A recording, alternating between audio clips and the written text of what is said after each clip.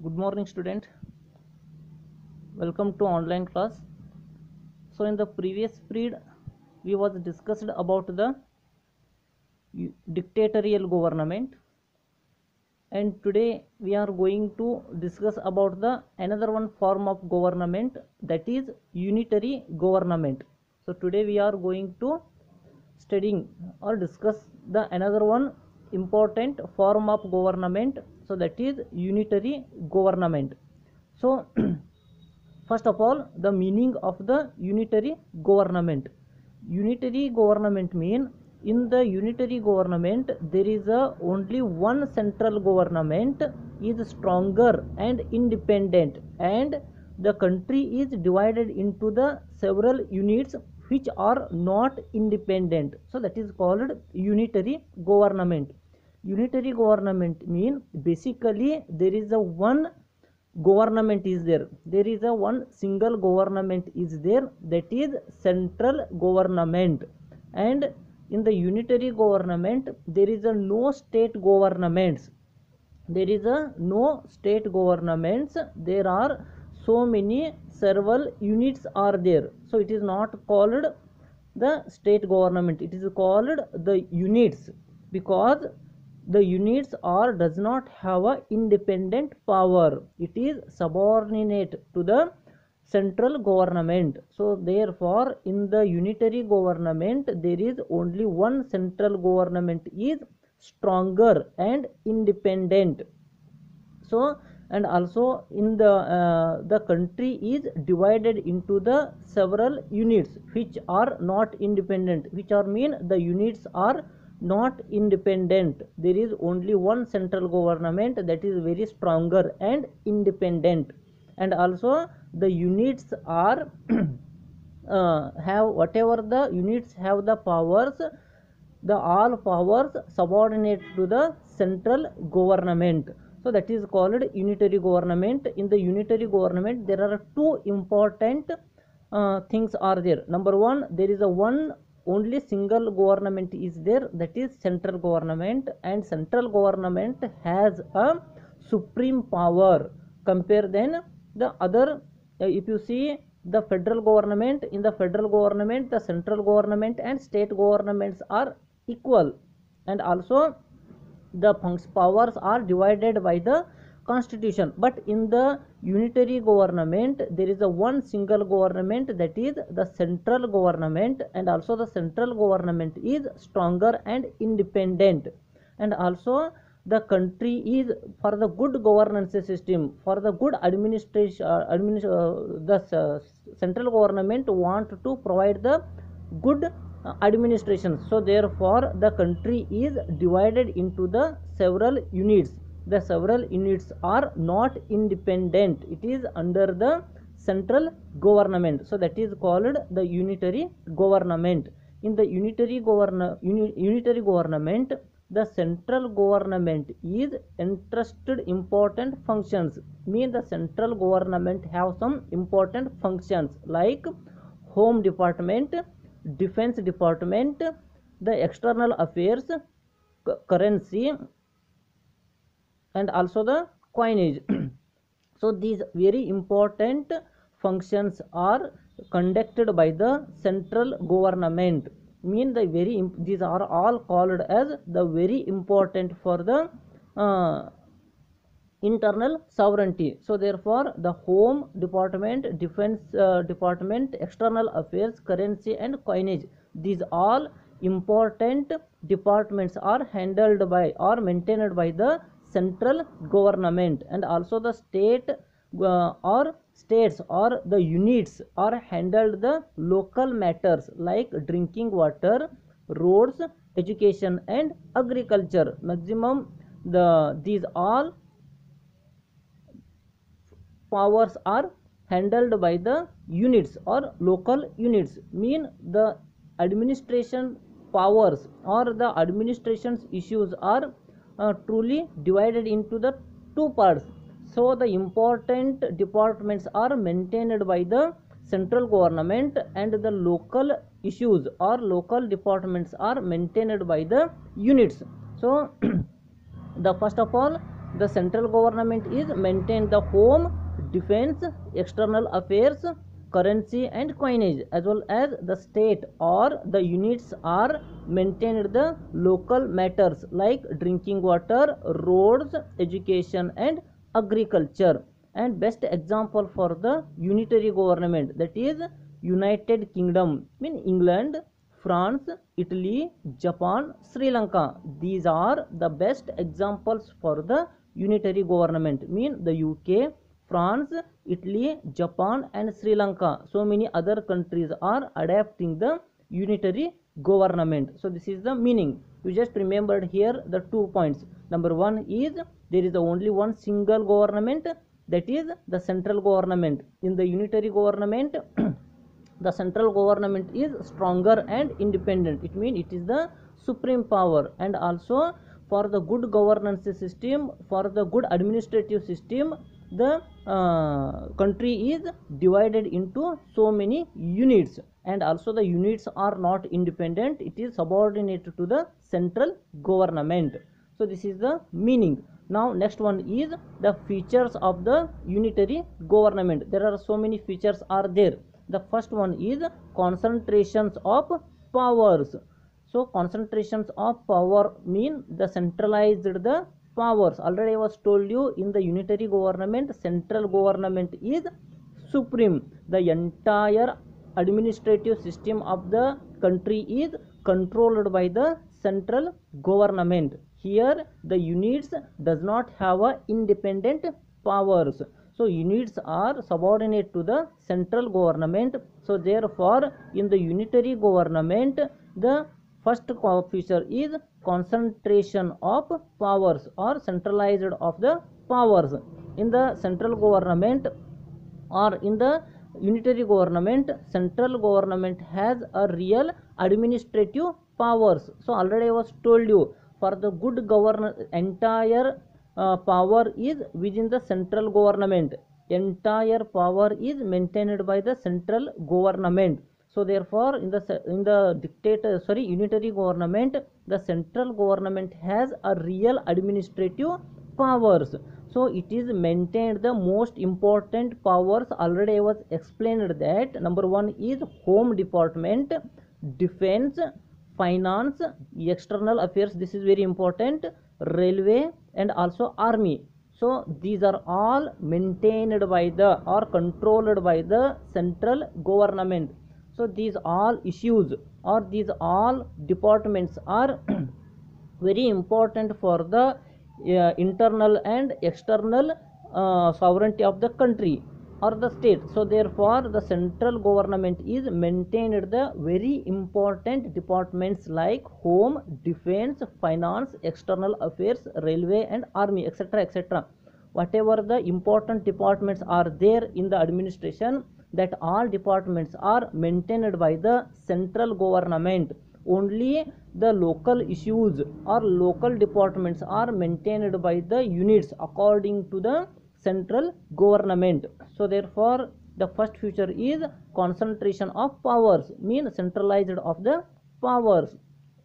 So again I will told you, the central government has conducted the real administrative powers, as well as it is maintained the important powers like home, defense, finance, external affairs, railway, army, etc., etc. These are all important departments, and also these all important departments are maintained by the central government. So this is the first feature, that is concentration of powers.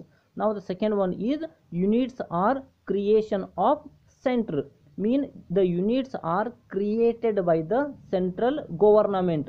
So already I was told you, in the unitary government the constitution is not supreme, the central government is supreme. So therefore in the unitary government units are created by the central government. So this is second important features of the unitary government.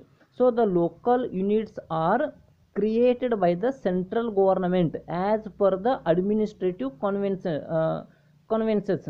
So this is the very important one.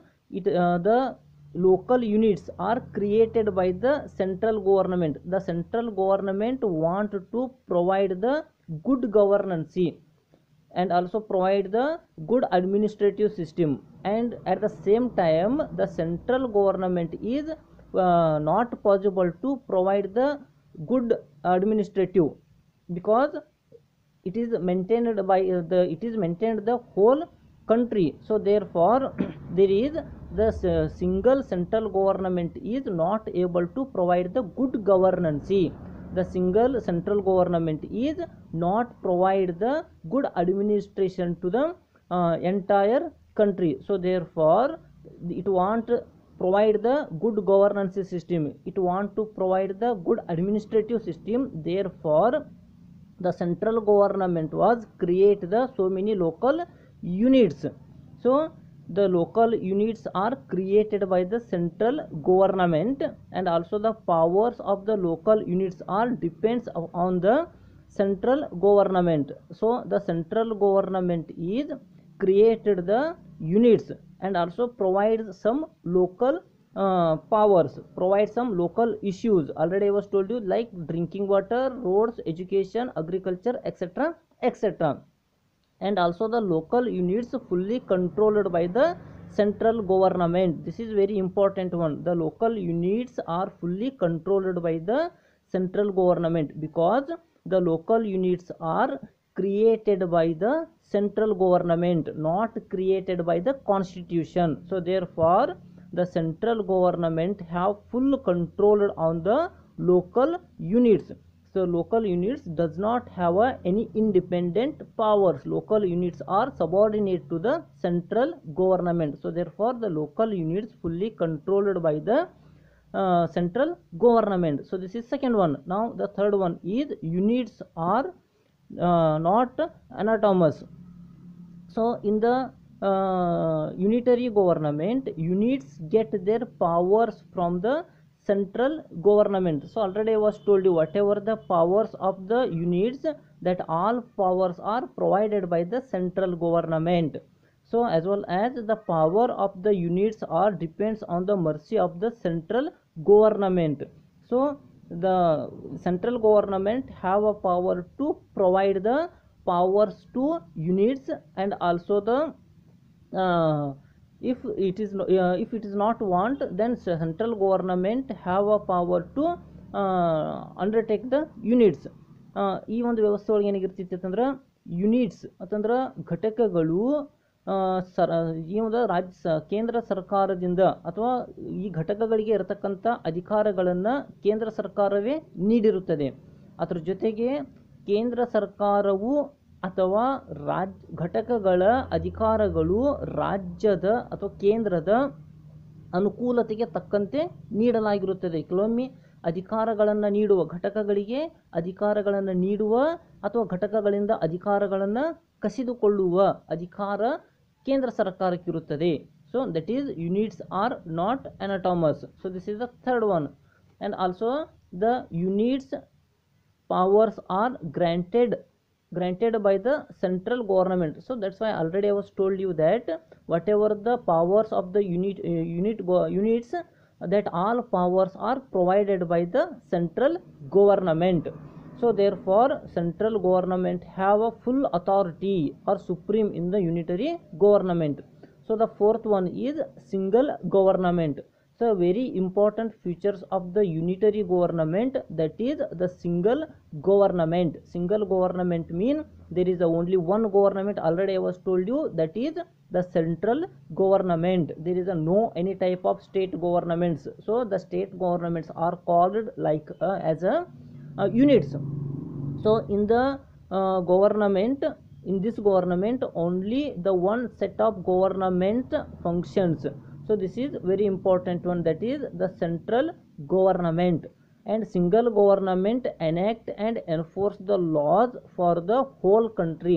The only central government have a right, only the central government have a power to enact and enforce the law for the whole country. It means the whole country is maintained by the central government. So therefore the single central government is enacted and enforced the law for the whole world, whole country.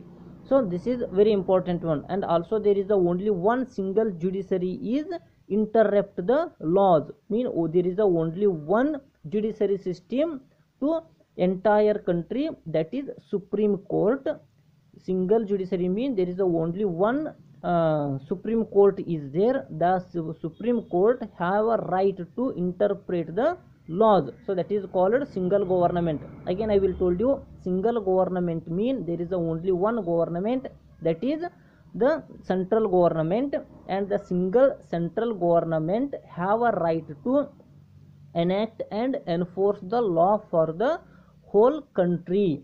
And also there is only one single judiciary, that is called the Supreme Court. There is only one Supreme Court is there, that Supreme Court is interrupt the laws. So this is like called like a single government. ಈ ಒಂದು ಏಕಾತ್ಮಕ ಸರ್ಕಾರದಲ್ಲಿ ಕೇವಲ ಒಂದೇ ಒಂದು ಸರ್ಕಾರ ಇರುತ್ತದೆ. ಆ ಸರ್ಕಾರವನ್ನು ನಾವು ಕೇಂದ್ರ ಸರ್ಕಾರ ಅಂತೇಳಿ ಕರಿತೀವಿ. ಆ ಕೇಂದ್ರ ಸರ್ಕಾರ ಇಡೀ ದೇಶಕ್ಕೆ ಬೇಕಾಗಿರತಕ್ಕಂತಹ ಕಾನೂನುಗಳನ್ನು ರಚಿಸುವ ಮತ್ತು ಜಾರಿಗೆ ತರುವ ಅಧಿಕಾರವನ್ನು ಹೊಂದಿರುತ್ತದೆ.